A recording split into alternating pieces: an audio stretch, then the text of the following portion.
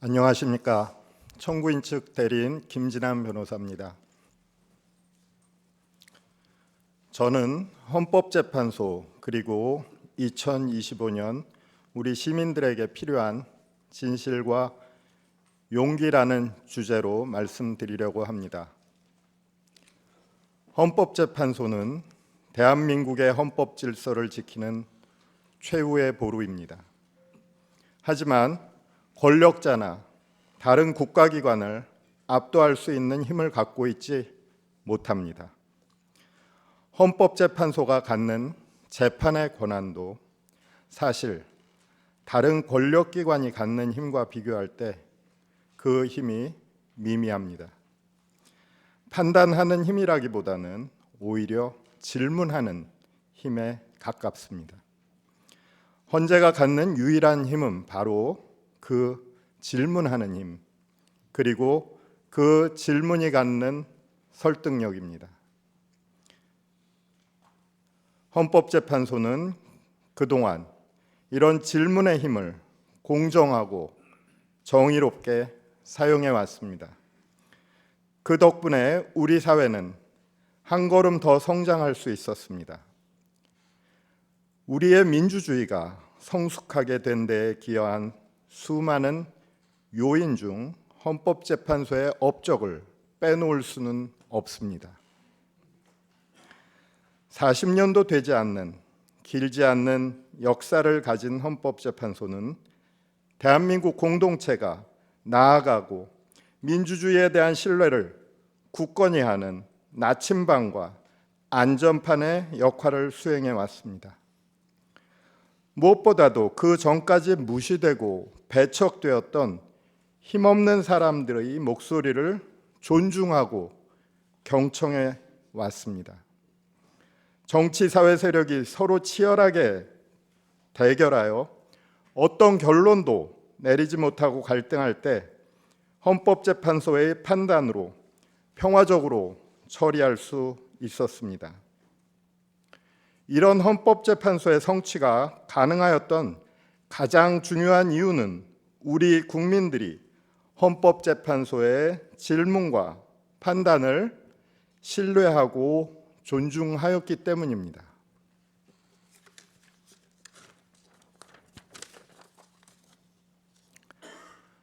광장에서 충돌과 대립이 벌어지고 있습니다.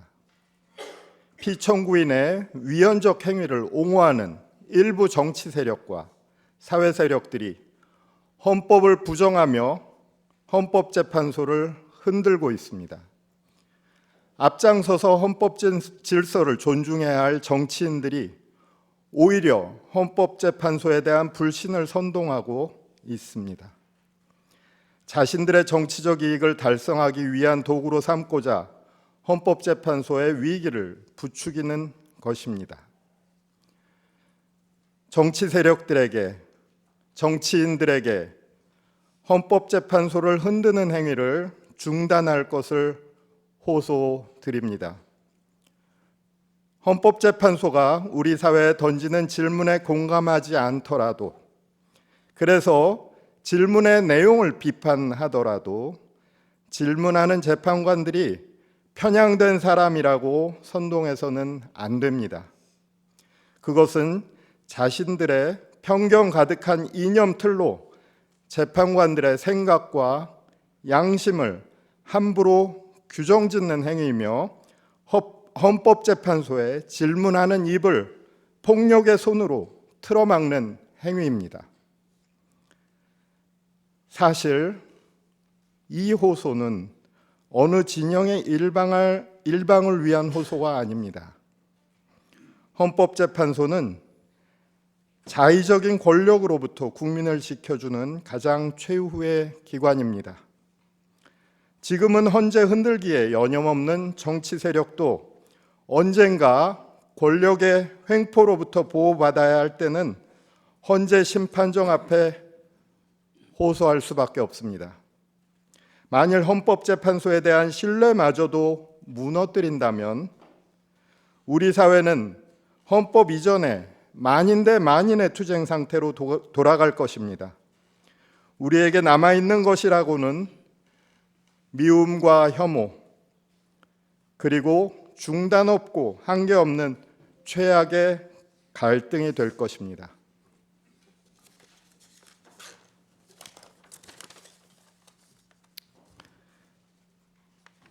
(2025년) 우리에게 필요한 진실과 용기에 관하여 말씀드리겠습니다.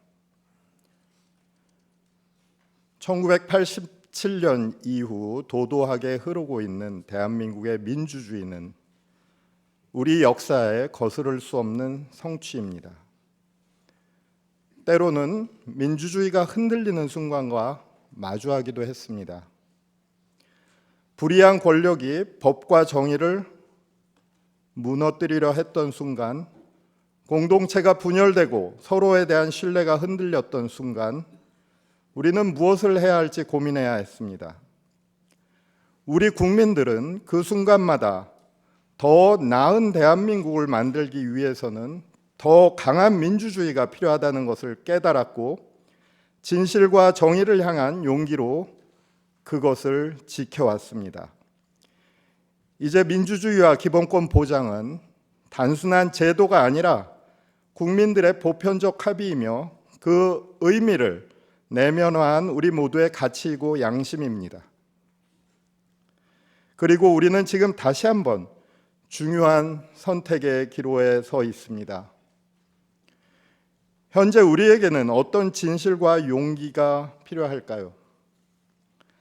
제가 생각하는 우리에게 필요한 진실과 용기는 이런 것들입니다. 첫째, 있는 그대로의 사실을 직시해야 합니다. 민주주의를 위협하는 행위가 있을 때 우리는 그것을 있는 그대로 바라보고 판단해야 합니다. 진실을 외면하는 순간 무이성과 비합리가 지배하던 시대로 돌아갈 수밖에 없습니다. 이 사건 탄핵 심판 사건의 본질은 다음과 같은 질문을 담고 있습니다. 우리의 민주주의는 최고 권력자가 비상계엄과 군을 동원해서 권력 전체의 사유화를 노리는 행위를 허용하는가? 이 사건의 본질을 바꿔보려고 시도하는 세력들은 주장합니다. 이것은 여당과 야당 간의 권력 투쟁이다. 좌파와 우파의 대결이다. 극한의 투쟁을 벌인 야당을 응징하기 위한 불가피한 조치였을 뿐이다. 하지만 우리 헌법은 정치적 반대파를 제거하기 위해 비상계엄과 군을 동원하는 것을 어떠한 경우에도 허용하고 있지 않습니다. 어떤 거짓 명분과 허위 주장으로 분치를 한다고 해도 민주주의 헌법의 근간을 침해한 행위의 본질이 바뀔 수는 없습니다. 둘째, 우리는 민주주의를 파괴한 자들에게 반드시 책임을 물어야 합니다. 헌법을 보호하고 준수하겠다고 선서한 대통령이 날벼락 같은 비상계엄을 선포해 민주공화국을 해체하려고 했습니다. 언론, 출판, 집회, 결사의 자유를 모두 빼앗는 포고령을 발표했습니다. 군대를 실은 헬리콥터를 국회에 보냈고 계엄 해제 요구 결의 중인 국회의원들을 회의장 밖으로 끌어내라고 명령했습니다. 이런 행위를 한 피청구인에게 책임을 묻지 않을 수는 없습니다. 피청구인을 다시 권자로 돌려보낸다면 나와 우리 가족의 미래는 결코 안전할 수 없습니다. 책임을 묻는 것은 과거 행위에 대한 응보나 복수를 위한 것이 아닙니다. 그것은 우리 모두의 미래를 위한 일입니다. 셋째, 우리는 모두를 서로 신뢰해야 합니다. 불신과 분열은 우리를 가장 쉽게 무너뜨립니다. 우리는 역사 속에서 함께 나아갈 때 더 강해진다는 것을 배웠습니다. 우리를 갈라놓으려는 거짓 선동과 거짓말들을 이겨내고 민주주의를 지키기 위해 손을 잡아야 합니다. 같은 목표를 향해 가는 동료 시민으로서 우리는 다시 협력하고 연결되어야 합니다. 그리고 생각하고 행동해야 합니다. 우리들 자신이 직접 나서지 않는다면 그 어떤 권력도 우리의 자유를 대신 지켜주지 않습니다. 우리가 올바른 질문을 던지고 잘못된 것에 대해서 맞서며 행동할 때 민주주의는 회복될 수 있습니다. 이번 헌법적 위기 상황 속에서 우리가 지켜보아야 했던 가장 안타까운 장면은 경찰과 사법기관을 향해 폭력을 행사하는 일부 젊은이들의 모습이었습니다. 우리는 이들 젊은이들을 비난하는 것에 그쳐서는 안 될 것입니다. 우리 사회의 법과 제도, 현실과 관행이 우리 젊은이들의 꿈을 좌절하도록 만들지는 않았는지, 우리 사회가 그들에게 합당하고 공정한 희망을 나누어 주었던 것인지 돌아보아야 합니다.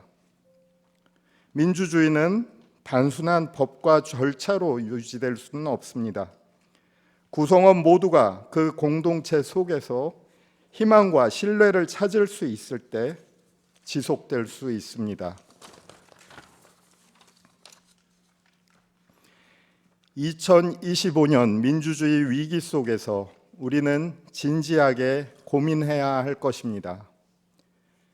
우리 국민들이 대한민국을 사랑하고 신뢰할 수 있도록 하기 위해서 영화의 제목처럼 한국이 싫어서 한국을 떠나가지 않도록 하기 위해서 우리는 과연 어떤 나라를 만들어야 할 것인가에 관하여서 말입니다. 결론입니다. 우리는 민주주의 헌법의 기초를 다시 세우기 위해 이 사건 탄핵 심판정에 모였습니다. 저희 국회 대리인단 모두는 확신합니다. 헌법재판소 재판부가 조만간 내려주실 판단은 우리의 민주주의를 더욱 강하게 만들 것입니다. 그리고 우리 국민들은 그 판단 속에서 희망을 발견하고 대한민국에 대한 신뢰를 일구어 나갈 수 있을 것입니다.